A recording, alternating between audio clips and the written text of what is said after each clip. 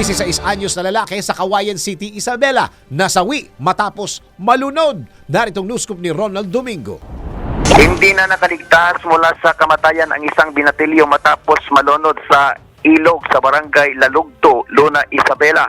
Sa nakuhang informasyon mula sa Luna Police Station, 24 oras na bago tuluyang na-recover ang katawan ng biktimang si Mark John Dalugdog, 16 anyos, grade 10 students mula sa barangay San Fermin, Kawayan City, Isabela.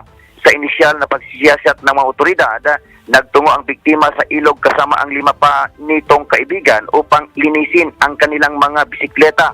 Habang nililinis ang kanilang bisikleta, inanod umano ang tsinelas ng biktima sa ilog dahilan upang lumusong ito sa tubig.